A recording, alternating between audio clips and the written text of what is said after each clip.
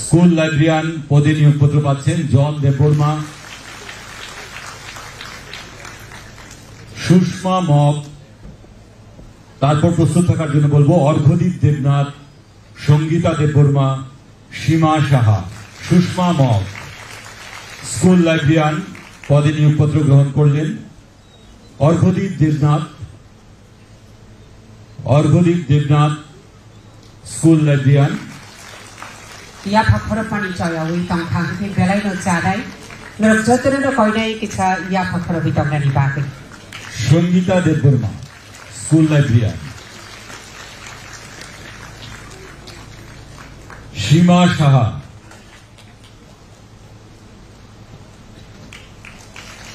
মধ্যশিক্ষা দপ্তরে প্রত্যেকে নিয়োগ পাচ্ছেন। সীমা সাহা। তারপরে আসছেন শ্রীপদ দাস।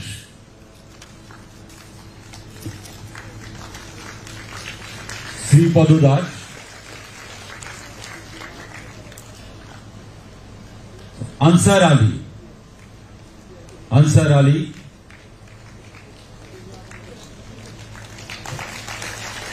গৌরী দাস,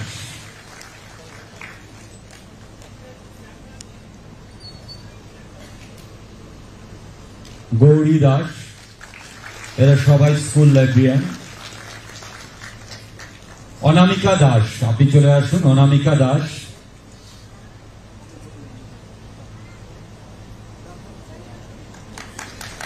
সৌরভ বর্মন,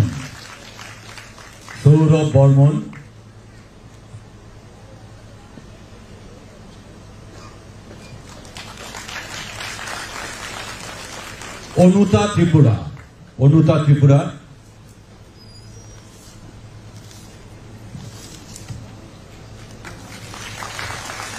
आश्चर्य जों रोंनाक रोंनायखौ बेदेगौ जे बररक सेबगो तिनि असाद अपॉइंटमेंट मानखा बरकनि बिसिं खरक चिबानो अजराव जाखा तैबो दंगो बरकनो कयनाय पांदा पाइमानि यागुलो अजागानिनो बरकनि अफार खालामथानानि बागे।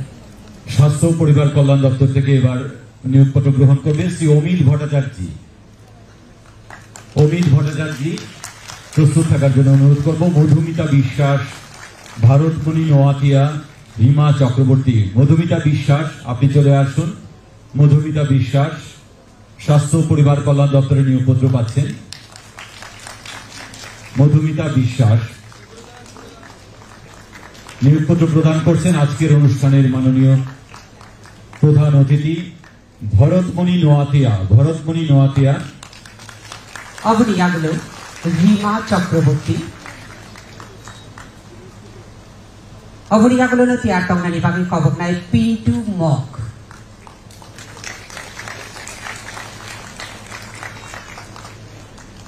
তাবু পিন্টু মগ। অবনিয়াগুলো প্রিয়া শর্মা। ইয়াগুলো সুদেব ঘোষ।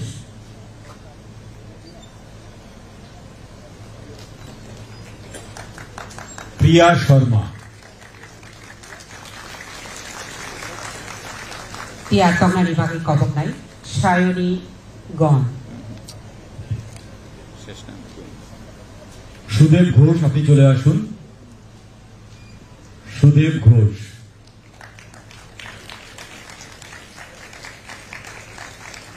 সায়নী গণ, আপনি চলে আসুন। সায়নী গণ।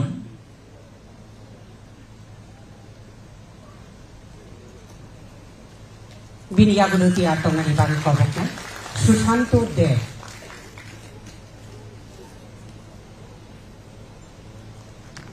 ইয়াগুলো দয়া কুমারী মলসম।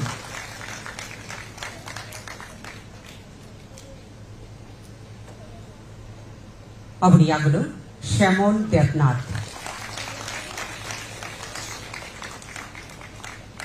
অবনিয়াগুলো রিজন্তা ত্রিপুরা। শ্যামল দেবনাথ নিয়োগপত্র গ্রহণ করছেন। রিজন্তা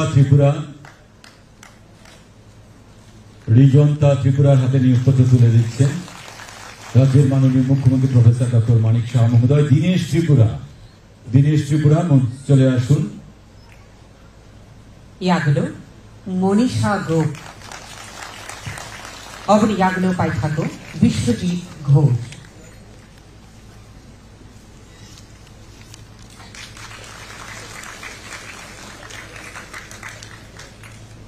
বিশ্বজিৎ ঘোষ তার মধ্য দিয়ে আমাদের যে প্রতীকীভাবে 30 জনের হাতে নিয়োগপত্র প্রদান অনুষ্ঠান শেষ হলো।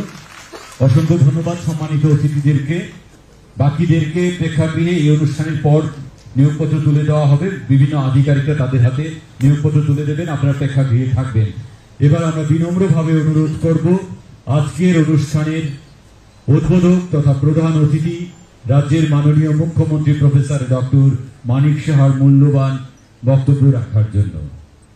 তাবুক নিবে চুবু চুমকক লাম খানালাইদে দিদি পান্ডানি নারওয়াই অকরা হাসিরি মন্ত্রী অকরা বরম করাঙ্গুচা professor doctor Manik Saha surely খুবতে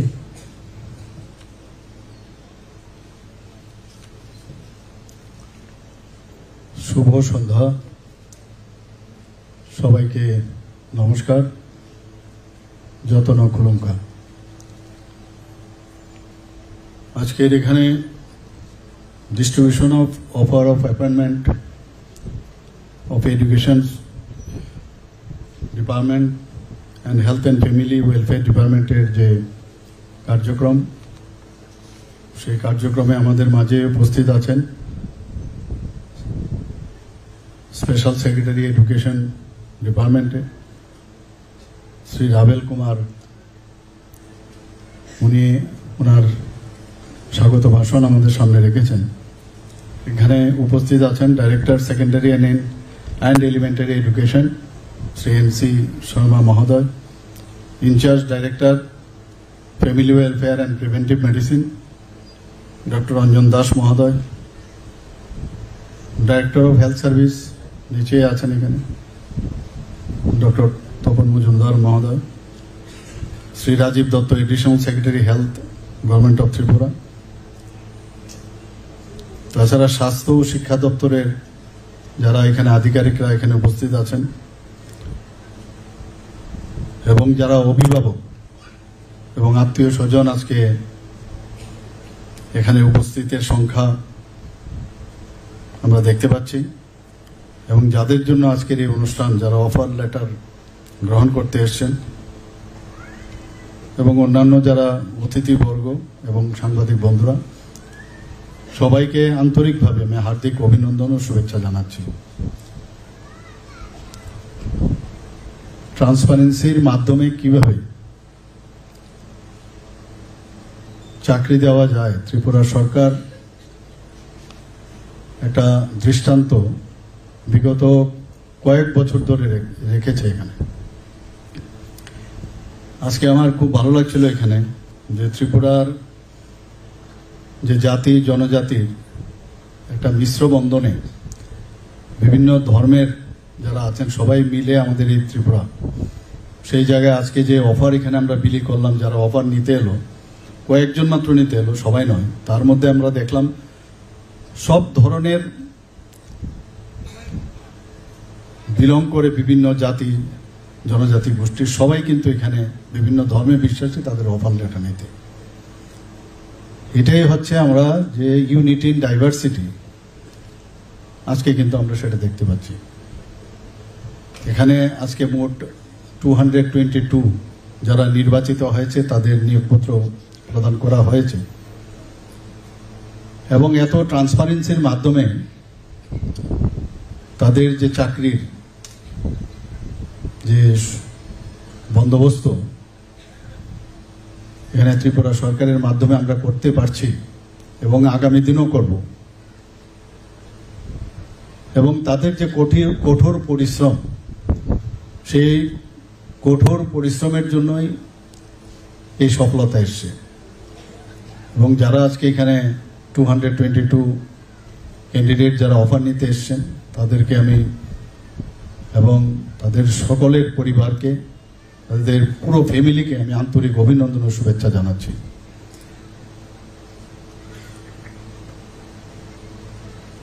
যারা আগামী দিনে দপ্তরে বিভিন্ন দপ্তরে আজকে দুটো দপ্তরে এখানে এডুকেশন দপ্তর এবং হেলথ অ্যান্ড ফ্যামিলি ওয়েলফেয়ার বিভিন্ন দপ্তরে যারা জয়েন করতে এসছেন,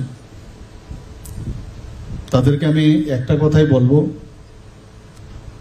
যে জয়েনিং এর পর কেন্দ্রীয় সরকারের এবং রাজ্য সরকারের যে বিভিন্ন কর্মসূচি এবং সেইগুলো কিভাবে বাস্তবায়িত করা হয় একটু কনসেন্ট্রেট করে আমার মনে হয় বাস্তবায়িত যদি করা যায় তবেই সাধারণ মানুষের সেটা কাজে আসবে। আমরা অনেক সময় চাকরি পেলাম, এটা যেন না হয়। চাকরি, আমরা তো মানুষের প্রতিনিধি, কিন্তু আপনারাও কিন্তু আরেক দিক দিয়ে প্রতিনিধি, কারণ মানুষের কারণে কিন্তু আপনারা চাকরিটা পেয়েছেন। কাজেই মানুষকে ফিরিয়ে দেওয়ার যে একটা প্ল্যাটফর্ম আপনারা পেয়েছেন, এই সুযোগ কিন্তু সবসময় আসবে না। আমরা যে গত কয়েক মাস ধরে আমি বলবো আমরা যে অফার বিলি করেছি, এর মধ্যে বিভিন্ন দপ্তরে সেখানে এখন পর্যন্ত ডাইন হার্নেস শুদ্ধ 19,484 জনকে আমরা চাকরি প্রদান করেছি। এত বড় একটা নাম্বার। আমরা জানি যে কারোর বাড়িতে আজকে চাকরি হলে শুধু তার ব্যক্তিগত লাভালাভির বিষয় না, পুরো ফ্যামিলির মধ্যে একটা আনন্দের বন্যা কিন্তু বয়েছে। ছোট ছোট বাচ্চাকে নিয়ে ওইখানে আমি দেখলাম এসছে এখানে। আমরা সবাই বুঝি একটা চাকরি বা কর্মসংস্থান একটা ফ্যামিলির জন্য কত ইম্পর্টেন্ট। ত্রিপুরা সরকার চেষ্টা করছে বিভিন্নভাবে, বিভিন্ন যেসব দপ্তরগুলো আছে যেখানে এখনো ভ্যাকেন্সি রয়েছে সেগুলো ফিল আপ করার জন্য আমরা পুরো দমে আমরা চেষ্টা করছি।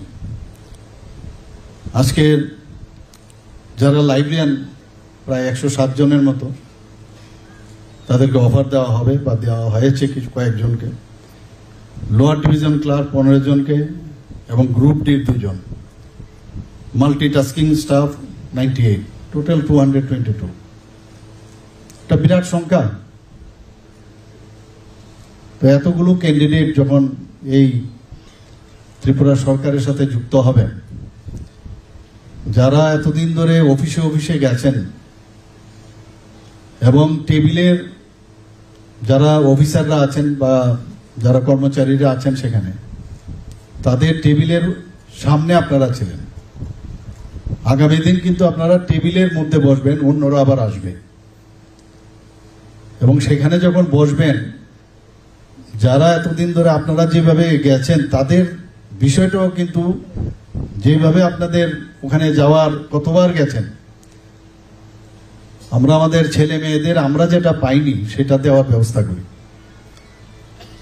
তদ্রূপ আপনারাও যখন সেখানে গেছেন, তাদের কি সমস্যা, আপনাদের কি হয়েছিল, সেই সমস্যাটা মনে রেখে যারা আগামী দিন আপনাদের কাছে আসবে বিভিন্ন বিষয়ে, সেই সমস্যার নিশ্চয়ই আপনারা মনোযোগ দিয়ে সেই কাজটা করবেন।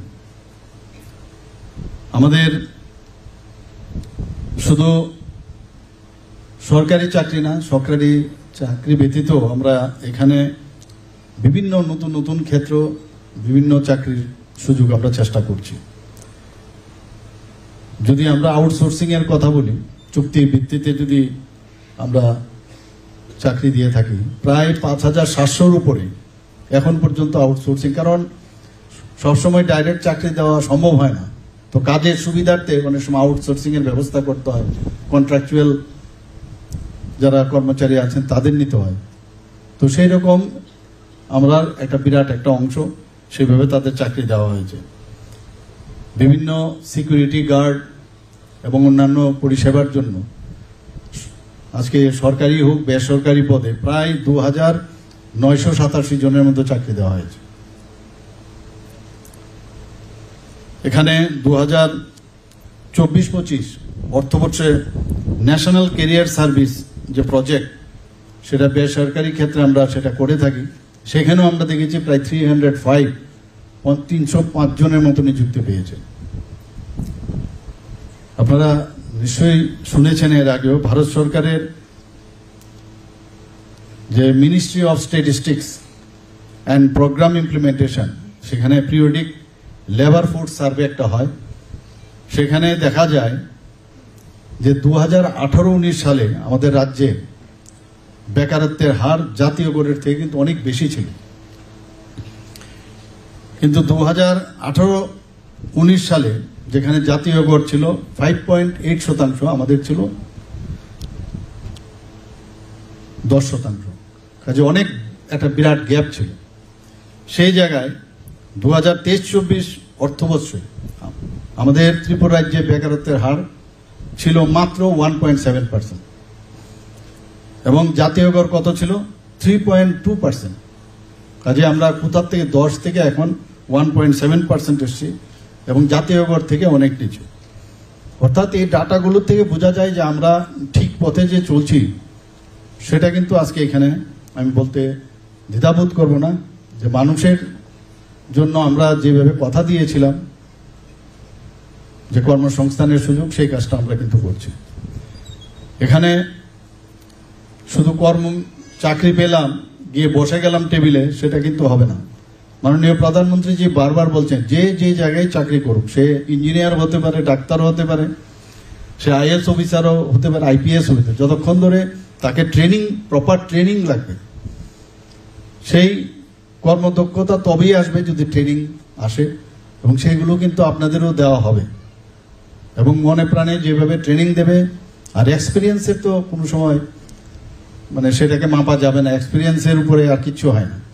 কিন্তু মেইন যে আপনাদের যে ক্যাপাসিটি বিল্ডিং, সেটা অবশ্যই আপনাদের করতে হবে। তার জন্য বিভিন্ন দপ্তর আপনাদেরকে সেই কাজটা করবে। এবং মাননীয় প্রধানমন্ত্রী যে বারবার বলছেন যে মেধার অনেক এমপ্লয়ি আমাদের আছে, যখনই কোনো বিষয়ে দায়িত্ব দিতে হয় তখন আমরা ভাবি যে না, ওকে যদি দেই কাজটা উঠিয়ে আনতে পারবে।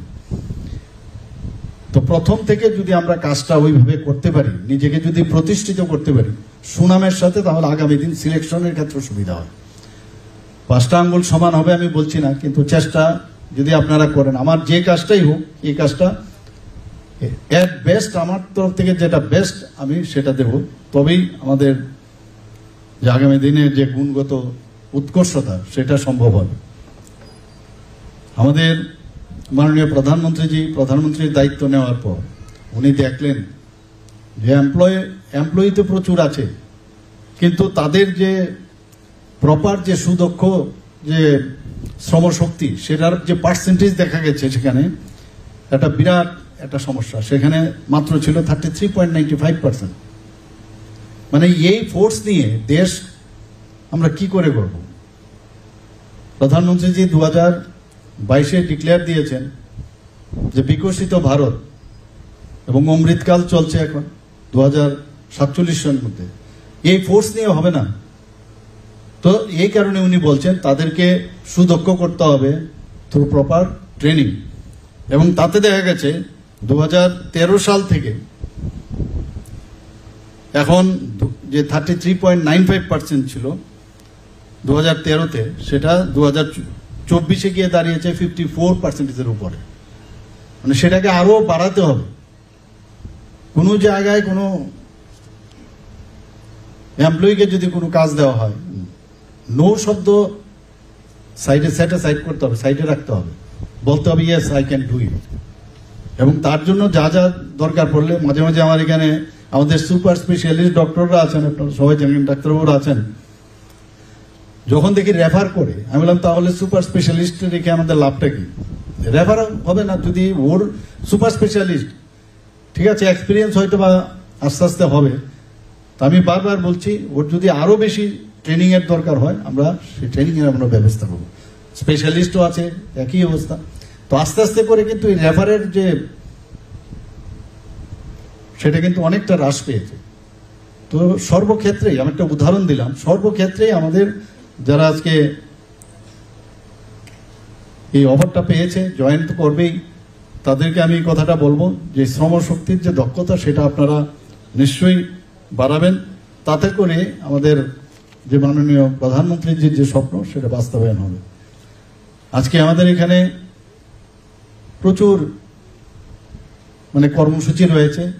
স্কিল ইন্ডিয়া মিশন রয়েছে, PM কৌশল বিকাশ যোজনা রয়েছে, ডিজিটাল ইন্ডিয়া, এরকম অনেকগুলো আমরা স্কিল ডেভেলপমেন্ট যাতে হয় তার ব্যবস্থা আমরা করেছি।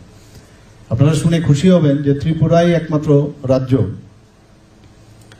যেখানে ক্যাবিনেট থেকে ত্রিস্তরীয় পঞ্চায়েত পর্যন্ত অফিস হয়েছে, এবং অফিস অন্যান্য জায়গায় খালি মানে সাব ডিভিশনাল লেভেল পর্যন্ত হয়েছে, কিন্তু 3 টায়ার পঞ্চায়েত হয়নি।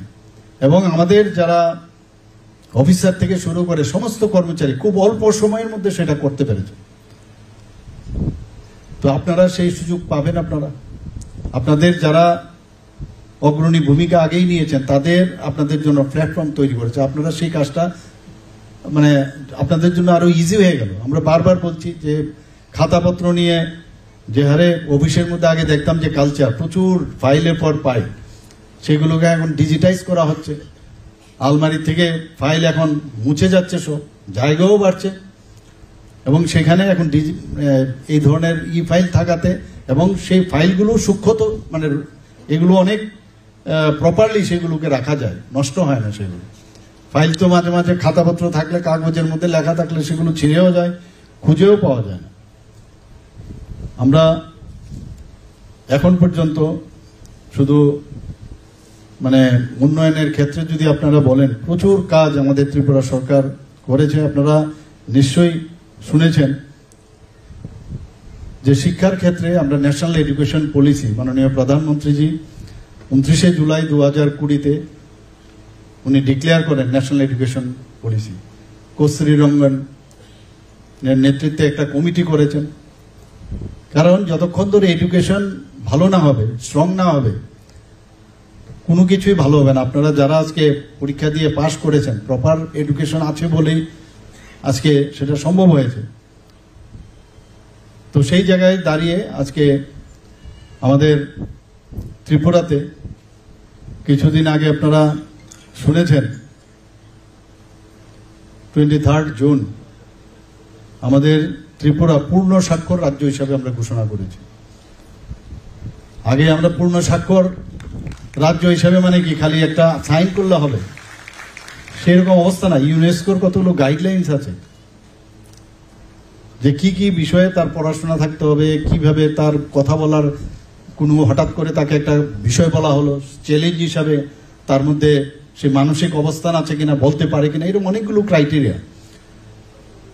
এবং এখানে এটা হচ্ছে তৃতীয় রাজ্য, মানে লাদাখ প্রথম ছিল, লাদাখ বাদ দিলে পূর্ণ রাজ্যের মধ্যে আমরা 3rd। এবং গোয়া এবং মিজোরাম, তাদের পপুলেশনও আমাদের থেকে অনেক কম, ত্রিপুরার পপুলেশন অনেক বেশি। সেই জায়গায় আমরা আজকে পূর্ণ স্বাক্ষর রাজ্য হিসেবে আমাদের সেটা ঘোষণা হয়েছে। এটা আমাদের জন্য অত্যন্ত আনন্দের বিষয়।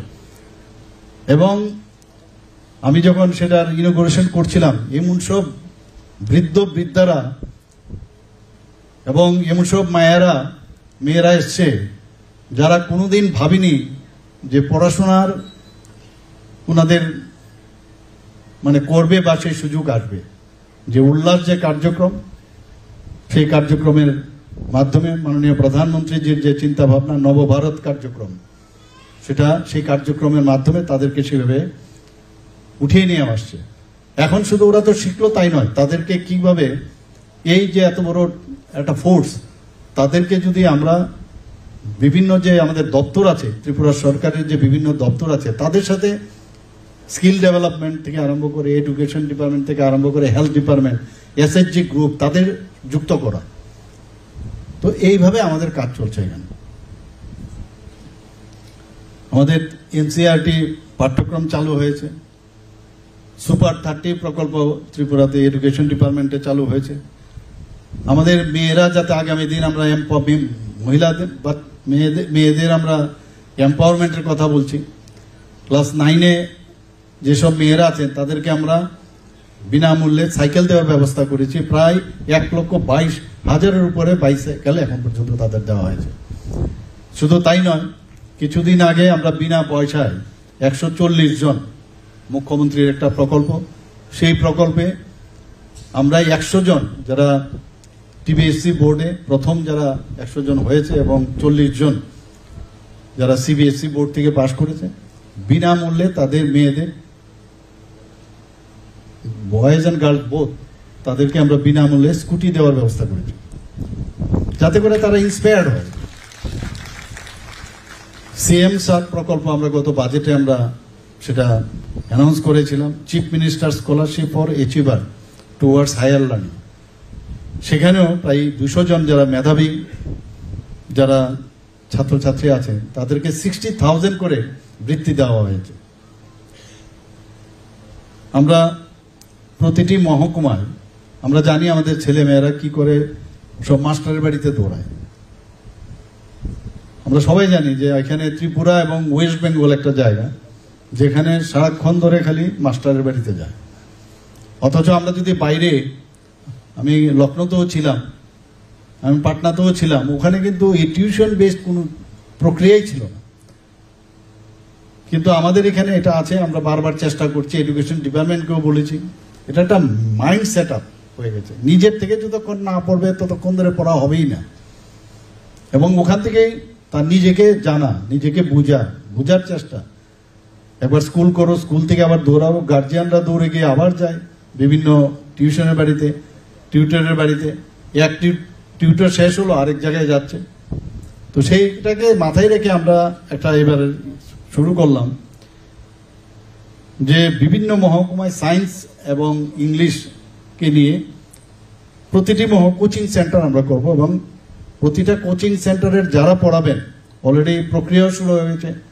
বেস্ট যারা টিউটর আছে বাইরের থেকে তারাও আসবে সেখানে, যাতে অ্যাটলিস্ট আমরা শুরু করলাম যে সেখানে তাদের পড়াশোনার ব্যবস্থা আমরা করেছি। কিছু কিছু বাইন্ডিংস রাখা হয়েছে, সবাইকে তো পড়ানো যাবে না, আস্তে আস্তে করে হয়তো ভবিষ্যতে সবাইকে পড়ানো হবে।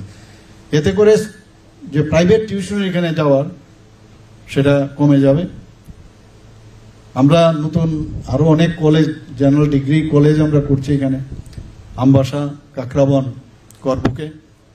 এবং কম্পিটিটিভ এক্সামের জন্য আপনারা জানেন যে কম্পিটিটিভ এক্সাম হয়, স্টেট ব্যাংকের একটা গত বছর সেখানে পরীক্ষা দেওয়ার জন্য রাস্তার মধ্যে, যদিও সে এক্সামিনই ছিল না, কিন্তু অ্যাক্সিডেন্ট হয়ে মারা গেছে। তো আমরা এই বিষয়ে মাথা রেখে, আমাদের গভর্নমেন্ট অ্যাকাউন্টেবলের গভর্নমেন্ট এবং রেসপন্সিবল সরকার, তো সেই কথা মাথায় রেখে আমরা এখানে যে কম্পিটিটিভ এক্সাম সেন্টার উদয়পুর এবং আগরতলা এবং আমবাসাতে করছি, যাতে সমস্ত যে মহকুমা বা যে সাব ডিভিশনগুলো আছে সেখানে কভার করে।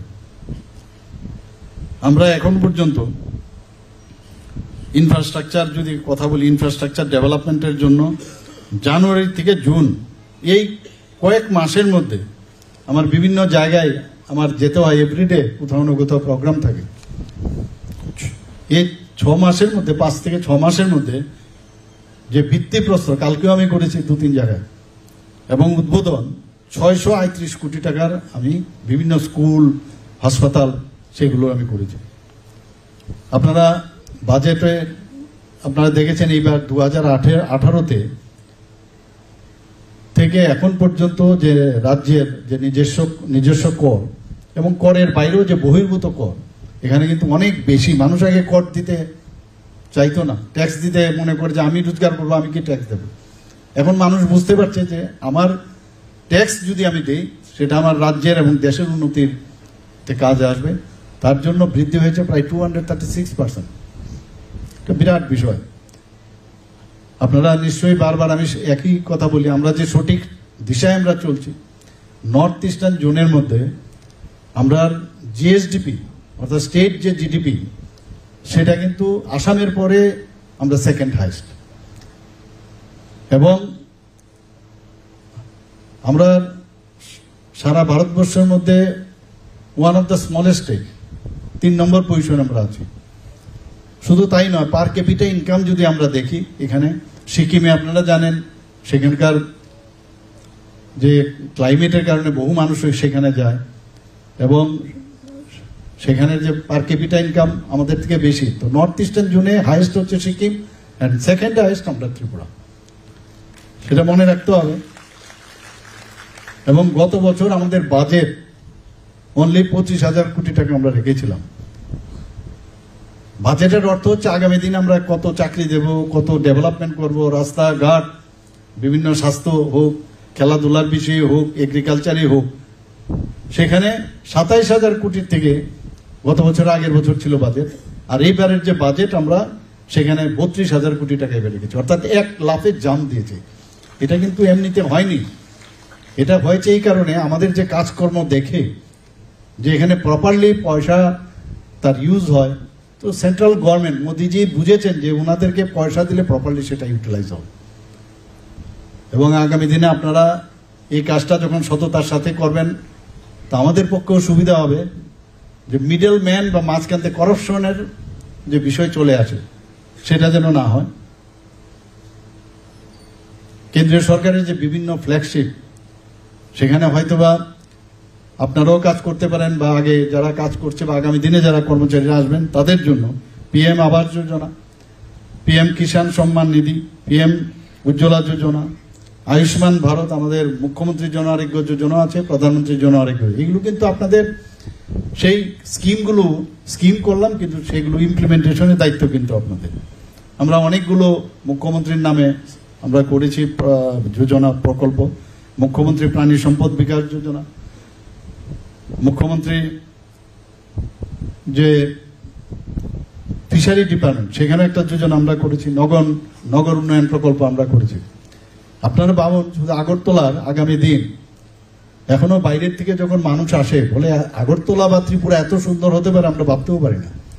ত্রিপুরা সম্পর্কে একটা ধারণা থাকে কি একটা পাহাড়ি জায়গায় কি হবে, কিন্তু এখানে এসে অবাক হয়ে যায়। এখানে আমাদের মাননীয় প্রধানমন্ত্রীজি যখন উনি বলেন যে অ্যাক্ট ইস্ট পলিসিতে হীরা মডেল দিয়েছে, ন্যাশনাল হাইওয়ে দিয়েছে, তো এয়ারপোর্ট থেকে শুরু করে মানুষ যখন ঢুকে এখানে বা রেল থেকে যখন আসে, তো বোঝা যাচ্ছে কিভাবে ডেভেলপমেন্ট কাকে বয়, মোদিজি সেটা দেখে দিয়েছেন। আমাদের আগে নর্থ ইস্টার্ন জোনে কি অবস্থাটা ছিল, উগ্রবাদীদের জন্য মানুষ এক জায়গা থেকে আরেক জায়গায় যেতে পারত না। প্রায় 11টার থেকে 12টার মতো অ্যাকর্ড করেছেন মাননীয় প্রধানমন্ত্রীজির নেতৃত্বে আমাদের হোম মিনিস্টার অমিত শাহজি, এবং আমরাও সেখানে গেছি। আজকে ত্রিপুরা একটা রাজ্য যেখানে কোনো রকম উগ্রবাদী নেই, উগ্রবাদী ফ্রি ত্রিপুরা। এবং যে কারণে আগে যখন ট্রান্সফার হতো এক জায়গার থেকে আরেক জায়গায়, তো বিভীষিকাময় যে কবে যাবে, এখান থেকে শুরু করলে প্রায় 10 থেকে 12 ঘন্টা লাগতো এক জায়গা থেকে আরেক জায়গায় যেতে, এসকর্ট লাগতো, এবং বাড়িতে একটা সবসময় চিন্তার ভাঁজ পড়ে থাকতো যে কি হবে, আমার ছেলে এখানে প্রপারলি যেতে পারবে কিনা। এখন তো যে কোনো জায়গার থেকে আসা যাওয়া খুব ইজি গোয়িং হয়ে গেছে, is of movement, is of doing business সবকিছু হচ্ছে, যে কারণে মানুষ বাইরের থেকে এখানে বিনিয়োগ করতে আসছে। বিভিন্ন বিশ্ববিদ্যালয় হচ্ছে এখানে, প্রায় 4-5টার মতো নতুন যে প্রাইভেট বিশ্ববিদ্যালয় এখানে হচ্ছে। এখানে মেডিকেল কলেজের আসন সংখ্যা 400 হয়ে গেছে, ডেন্টালের গভর্নমেন্ট লেভেলের 63 আসন সংখ্যা হয়েছে, ফার্মেসি কলেজ আছে, এগ্রিকালচার কলেজ আছে, ন্যাশনাল ল ইউনিভার্সিটি হয়েছে এখানে, ন্যাশনাল সংস্কৃত ইউনিভার্সিটি এখানে আছে। একের পর এক এখানে আমরা যেভাবে কাজ করছি, এবং সেগুলো মাথায় রেখে আপনাদের সামনে এই কারণে বললাম যে আমাদের এখানে আইন শৃঙ্খলা যেভাবে আমরা এখানে বজায় রেখেছি এত সুন্দর, 28টা রাজ্যের মধ্যে 15 রাজ্যের মধ্যে আমরা এখন নিচের দিক থেকে আমরা 3rd পজিশনে আছি। মহিলাদের জন্য আমরা বিভিন্ন জায়গায় সমস্ত থানার মধ্যে মহিলা হেল্পলাইন করেছি 24x7। 8টা ডিস্ট্রিক্ট, এর মধ্যে 9টা জায়গায় আমরা মহিলা থানা আমরা করেছি সেখানে, কারণ অনেক সময় মহিলারা পুরুষদের কাছে অনেক জিনিস বলতে পারে না। ওয়েস্ট ডিস্ট্রিক্টে আমরা 2টো, আর বাকি 7টা ডিস্ট্রিক্টে আমরা 7টা মহিলা থানা করেছি। এইভাবে আমরা চেষ্টা করছি সমস্ত জায়গায়। এখানে আমি একটা কথা বলবো, যে মাদক নিয়ে বারবার আমরা কথা বলি, ত্রিপুরাতে এই ড্রাগ এডিকশন নিয়ে আপনাদের কিন্তু দায়িত্ব বেশি। শুধু পুলিশের যারা আছে তারা কাজ করবে বা বিভিন্ন এজেন্ট সেই বিষয়ে সোচ্চার হবে, আপনারা কিন্তু এর বিরুদ্ধে একটা যুদ্ধ ঘোষণা, সরকার যেমন যুদ্ধ ঘোষণা করেছে আপনাদের করতে হবে। এবং আপনারা জানেন এই মাদকের সাথে কিন্তু HIV ইনফেকশনের একটা বিরাট ঘটনা, এবং HIV যখন হয় সেটা যদি প্রথম দিকে সেটাকে না ধরা যায়, পরবর্তী সময়ে অ্যাডভান্স স্টেজে এইডস হয়ে যায়। আমরা জানি যে এইচআইভি যখন ইনফেকশন হয়, আর বিশেষ করে যারা এই ইন্ট্রাভেনাস, যারা ইঞ্জেকশনের মাধ্যমে যারা ড্রাগস নেয়, তারা কিন্তু এইচআইভিতে আক্রান্ত হওয়ার প্রবণতা বেশি এবং প্রচুর আমরা দেখছি। তো ভাইরাল লোড, এইচআইভি তো শেষ করা যাবে না, কিন্তু ভাইরাল লোড যাতে কম থাকে তার জন্য ওএসটি তার প্রতিনিয়ত খাওয়া দরকার।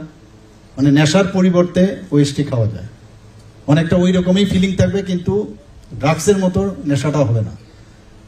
আবার অ্যান্টিরেট্রোভাইরাল যদি থেরাপি নেয় তাহলেও ভাইরাল লোড অনেকটা কম থাকবে। তাহলে মাদার থেকে প্রেগনেন্ট লেডি যদি থাকে তার বাচ্চারও কিন্তু সেটা ট্রান্সফার হবে না।